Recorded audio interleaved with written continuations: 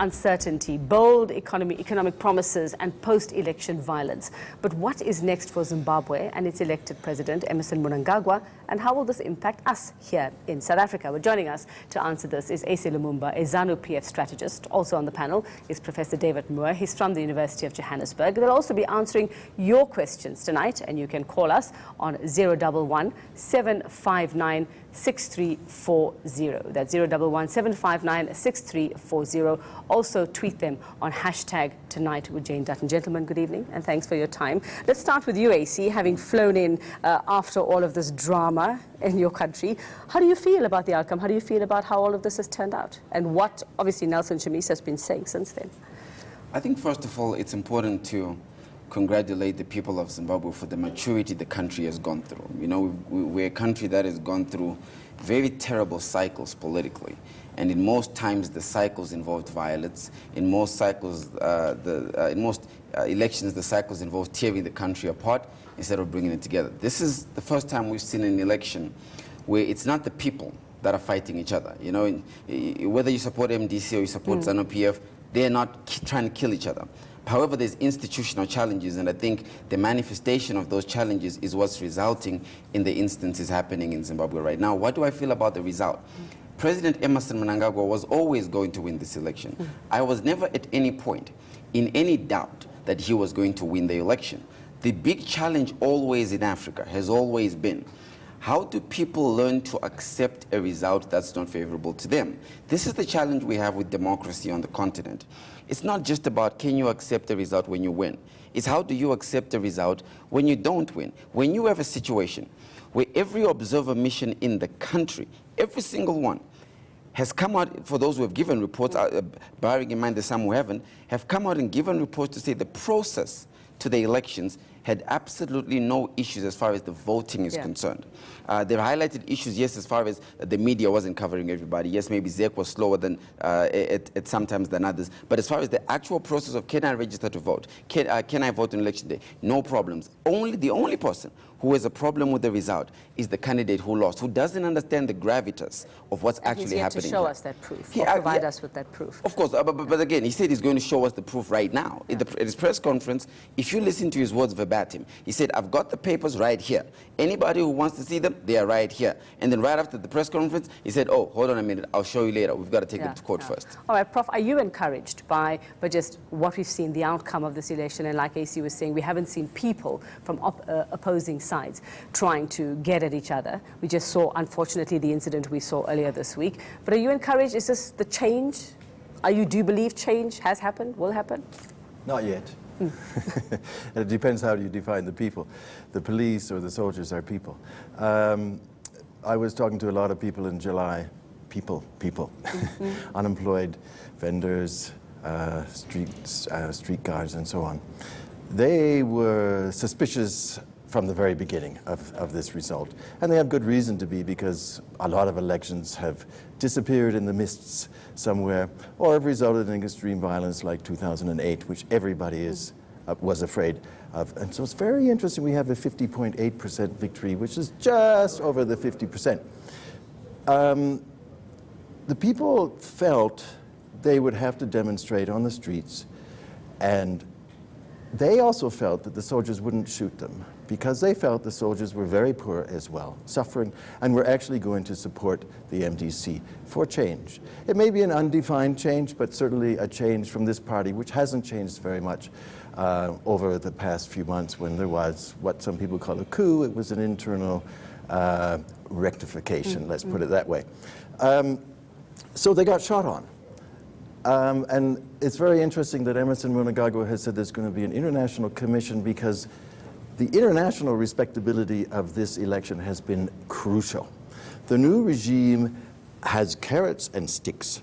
The sticks that were dangling, well, carrots dangle, sticks wave, in front of them for this election was, if you don't do a nice job, we're not going to give you much aid. We're going to not, open for business, forget it. We'll just talk about command agriculture, which wasn't free market at all.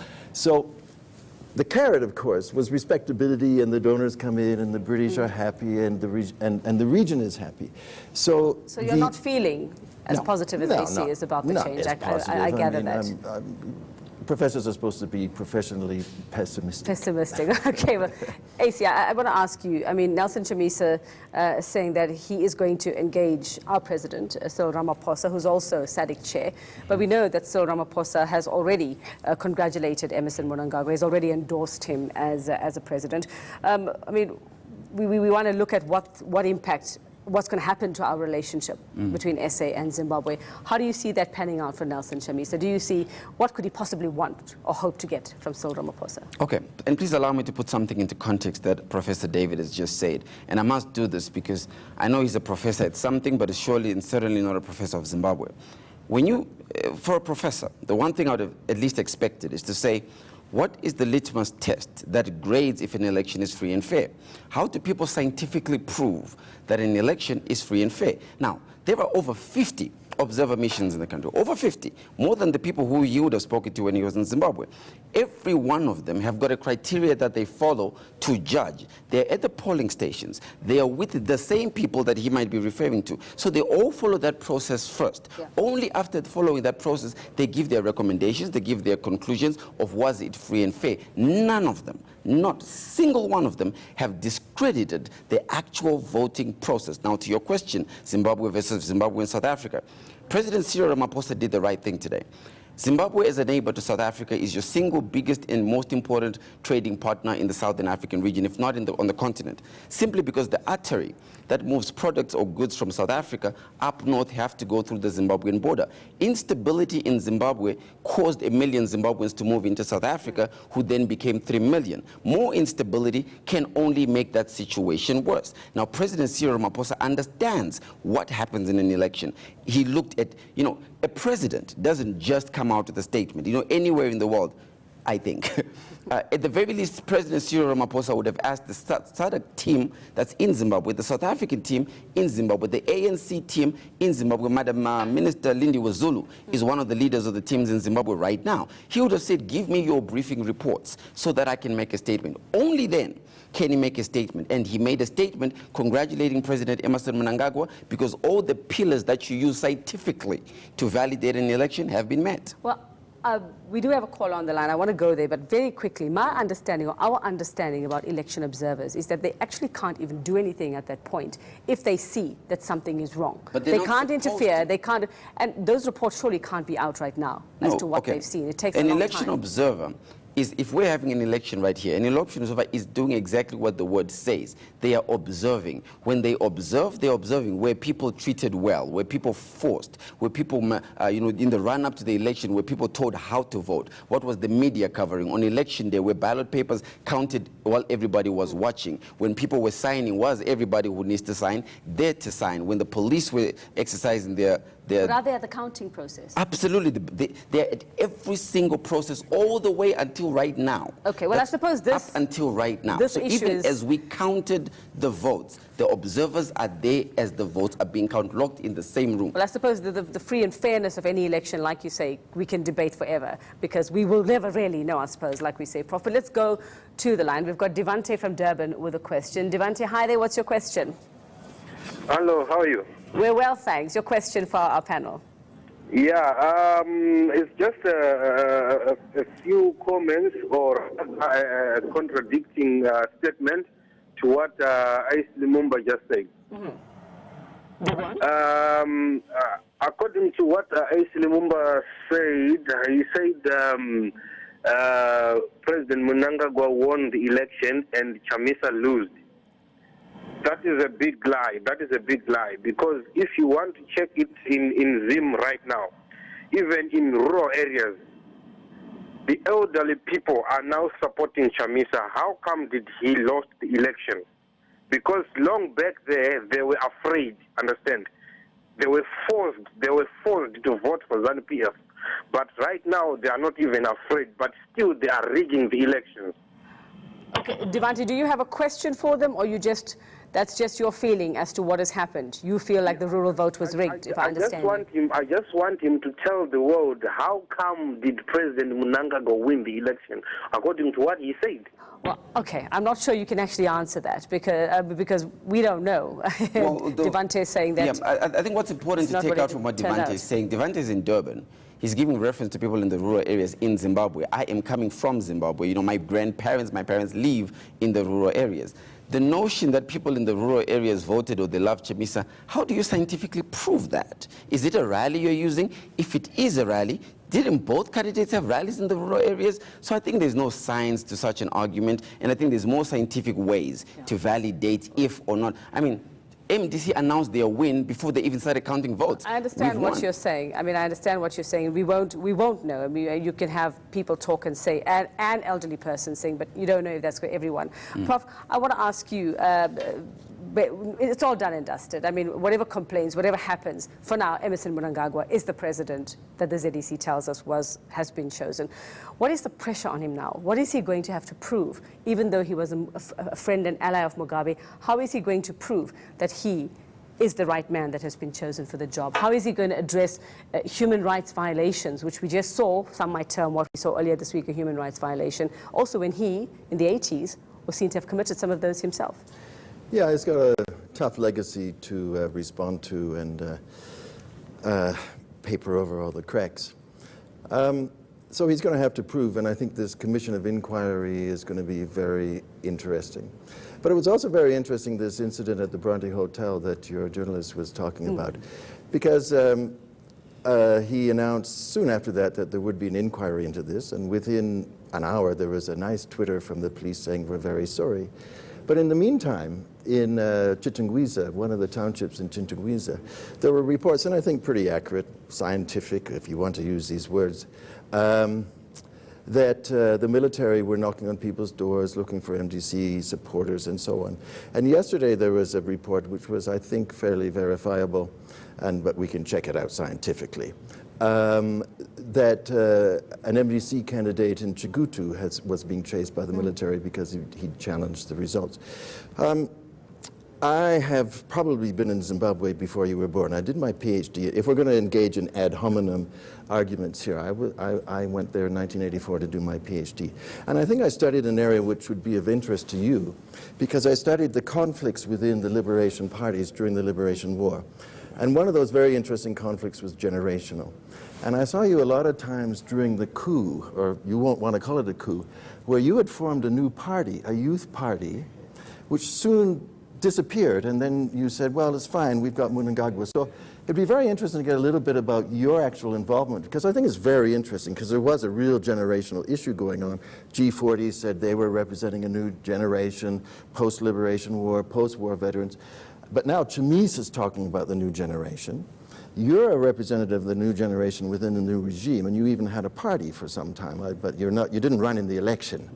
So I'd just like to, I think it's really interesting for the listeners to know this sort of generational perspective on politics. Acie, if I can ask you to answer that very quickly, because we do have Sharon from Johannesburg on the line. She needs to ask a question, but very quickly respond to that. I think the professor is absolutely right. You know, there is a generational issue in Zimbabwe, and the generational issue is the young people want to know what room do they occupy in within the elderly generation. The elderly generation wants to know, do the young people want to get us out? And the truth is, President Emmerson Mnangagwa spoke about it today. He said even in his new cabinet, he made a commitment already that 25% of the cabinet is going to be young people, that his government is going to mainstream youth participation by 25%. It's important for both parties to understand, but I'm not about generational separation. I'm about generational understanding, which allows the father to be able to pass information or wealth down to the son, not the son wanting to take it from the father and say, give me, I can do better. Okay, let's go to Sharon from Johannesburg. Sharon, good evening. What's your question? My question is directed at Acie Lumumba. What is your take on what happened with the parliamentary seat in Chigutu? First it was won by Zanu PF, then later on they said it was MDC Alliance that won. That's my question to Acie Lumumba, because he claims that the elections were credible and fair. So he should tell us if that's fair, what really happened. How can there be such a change in result? All right, Acie, respond to that one. So just to prove the very fact that so there is credibility is, how did we know that the elections were won by Zanu PF in the first place? A counting process happened, and human beings who are like you and me are doing the counting. At that point, the human beings who are doing the counting in the middle of the night, tired after the day. Remember, you don't have one polling station, you've got many polling stations. Missed some information. Then, because candidates are allowed to do so, and you're given time when you can do so legally within the Electoral Act, said, can we check this again? And everybody said, no problem, let's check it again. There's no new papers coming in. It's not the Zimbabwe Electoral Commission that makes the error. The error would happen right at the bottom of the polling station, and then it's sent up. By the time it gets to Justice Chigumba, she's simply checking, did you guys go through the necessary checklist, and are you saying you are all happy with this result so I can announce it? Only then does she announce. So you're saying it's human error, not corruption? No, I'm saying it's absolutely not corruption, because there is process to these things. You know, you can't say every claim that is said about Chamisa or about Emmerson Mnangagwa is valid. Surely, when there is a claim made, this is why Justice Chigumba continues to highlight, if you have any problem, please, before you go onto the street to beat other people up, can you try the legal route and get a result legally first? Well, like I said, we could be here all night discussing as to what could have gone wrong, but Professor, you want to respond very quickly? Sharon was actually asking about Chigutu. She raised the question of what happened there, and I would like to know if the candidate, the MDC candidate who challenged the reality there, is being chased by the military, because those are the stories. Okay, so I can deal with that. I can deal with that because statements have been put out regarding that. First of all, there is not a single soldier who is operating under the command. My father is a military general, so I know how soldiers think and how they work. I live in the house with one. There is not a single soldier who operates without the rank of their, whatever their immediate superior is, whether it's a colonel, whether it's a brigadier, or going all the way up. So if there is an instruction coming, somebody in the military would know it. It would be an operation on record. There is not a single operation on record, and I think the police commissioner mentioned this. The police commissioner brought it up. He said all the operations he was doing with the police, he's now suspended them because the police are all now back in center. The only reason, by the way, the police commissioner highlighted for having requested help from the military is he was undercapacitated. All his men were out at the polling stations. Now they're back. That's why there's no military anymore. You're only looking at the police being the ones who are hands-on active with the protesters, not the military who are being hands-on. And I mean, come on, really? If the military was actually after somebody, you can report that, and that can be traced so quickly. Yeah. There is no barrack near the house of the Chegutu candidate near enough for the military to be able to have a rogue element like that. If there is, the president has commissioned an investigation, and only an investigation should give us the fact. All right, Prof, very quickly, because we want to go to another caller. No, so, okay, so the Green Bombers were in the days of Boda Gezi, 2008 going backwards. They've since been removed. I actually used to work at the Ministry of Youth, and now all the centers that the Green Bombers used to be trained in were all converted into vocational training centers, teaching kids carpentry, cooking, knitting, building, and that type of stuff right, now. So no more Green Bombers. Let's go to Tembinkosi from Randfontein. Tembinkosi, good evening. Your question? Good evening, ma'am. How are you? I'm well, thanks. What is your question for our panel? Okay, my question is directed to Acie Lumumba.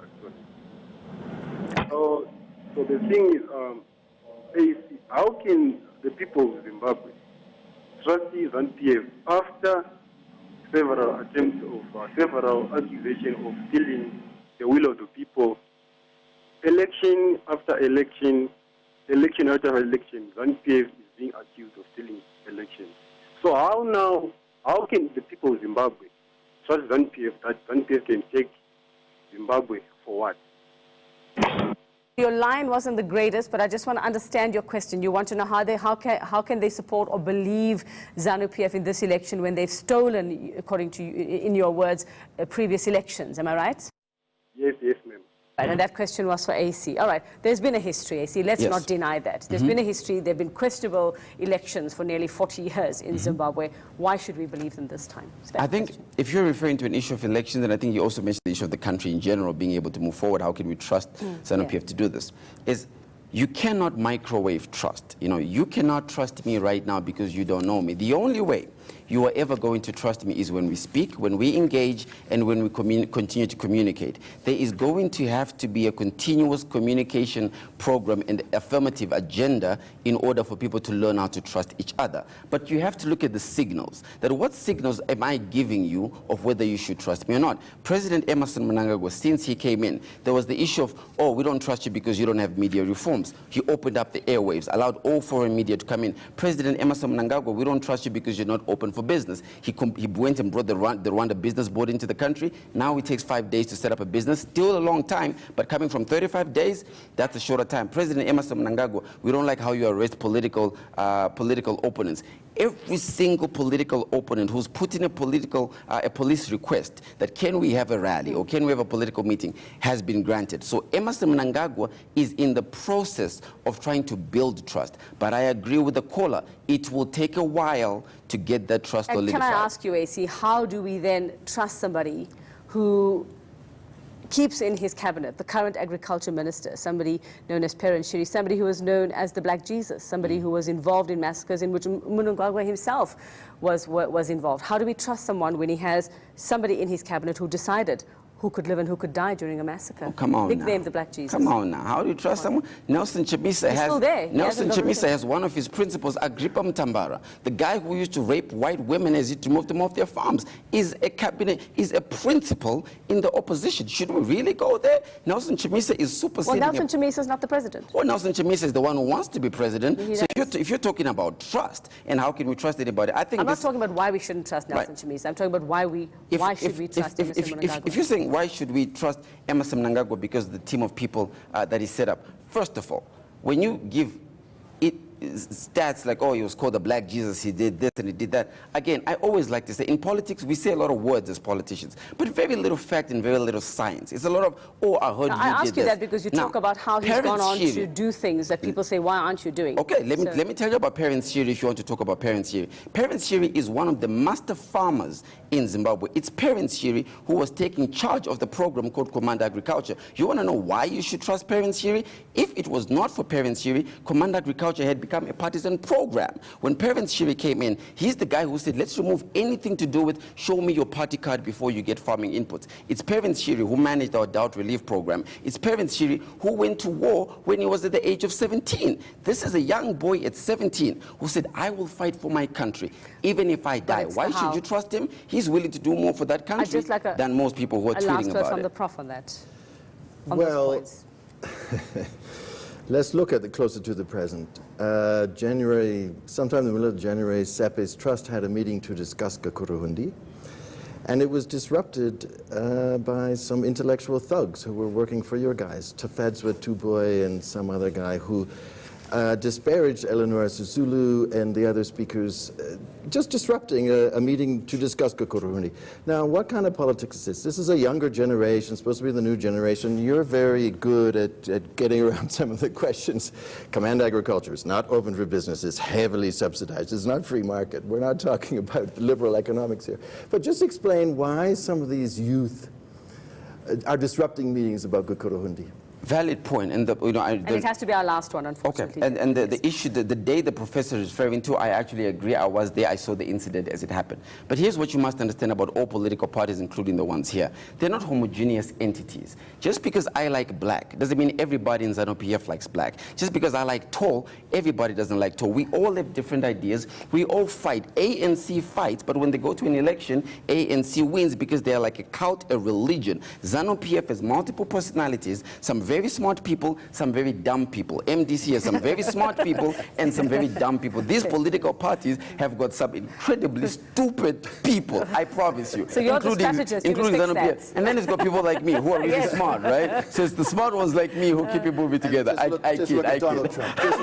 Okay, well, gentlemen, that's where we're going to have to leave it. Nice, healthy debate is what we like. And hopefully those debates will happen within Zimbabwe as well for that change to happen. Thank you very much, Acie Lumumba from Zanu PF. He's a strategist now, and Professor David Moore. Well, making laughs in an industry dominated by men, I think it's Friday, we need to do that. So how much stronger does a female comedian have to be? Well, Celeste Ntuli is here tonight, telling jokes and telling us how to be tough. That's coming up. This is Tonight with Jane Dutton. I'm Yvette Moore.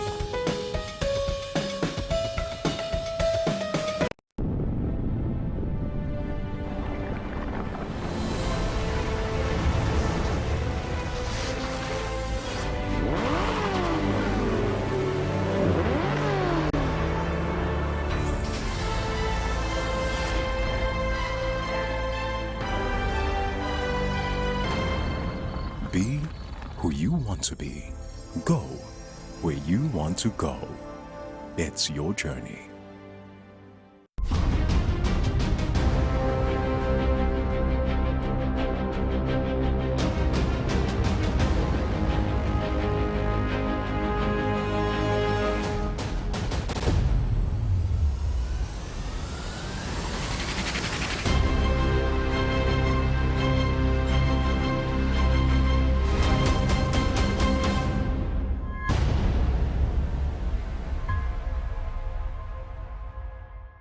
What's coming up a little later on at 9:30. It's Let's Have It Out. And tonight's guest anchor is social justice advocate. That's Khaya Sitole. Well, he's here right now.